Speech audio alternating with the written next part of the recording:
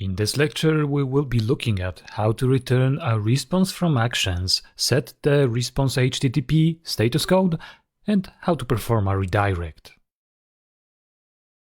Well, first, starting with a response, it's actually very simple, as we've been doing it already. So there are two things that can happen.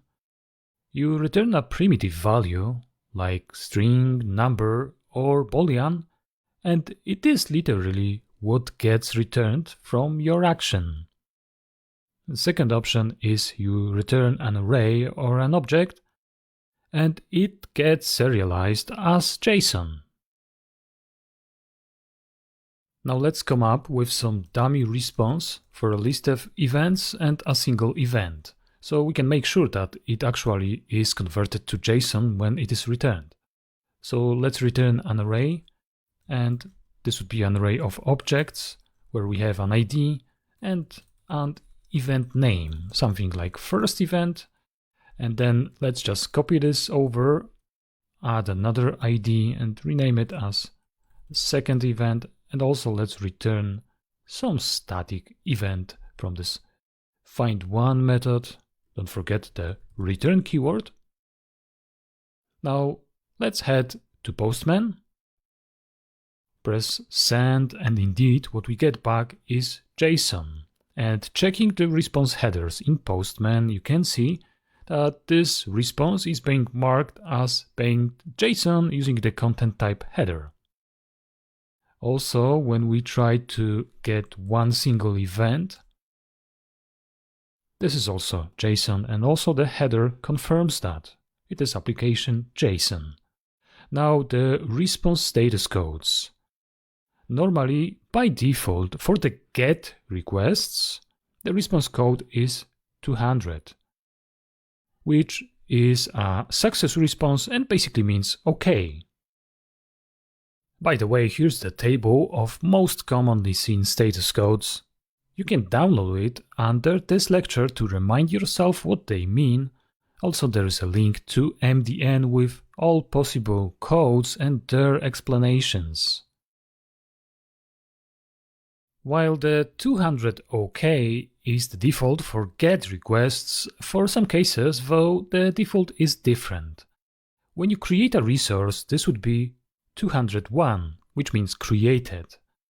And Nest.js takes care of that for you. So let's try to send a post request to events with any data. Just press send, and you can see the response code is 201 created. Notice that though post type of requests return 201 created, the patch action by default will return 200. Patch does not create a resource, it just modifies some or all properties of an existing resource. Of course, to try it out, you'll have to specify an ID, and there it is, 200. It's important to point out that the good REST API practice is to return back the resource that was just created or updated. Since we don't actually store anything inside the database yet, we can just return the past input from both the create method and the update method. Normally, this would actually return the created resource with the ID that was associated with it. When you remove the resource though, you should not return the deleted resource or any kind of message saying it was deleted. The best practice is to not return anything actually, but a status code. And the best status code for such cases is 204, meaning no content. Indeed, there is no content as you have just deleted it. To return a different status code from a response, just use the HTTP code decorator on the action and, well, inside it specify the code. So 204 is, well, no content for removing a resource. Of course, make sure that you have imported this decorator from the proper namespace.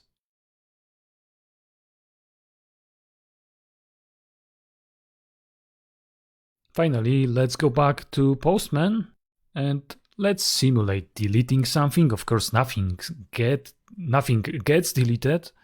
Let's just see if the response is correct. So we can see the response is empty and the status code is 204 no content.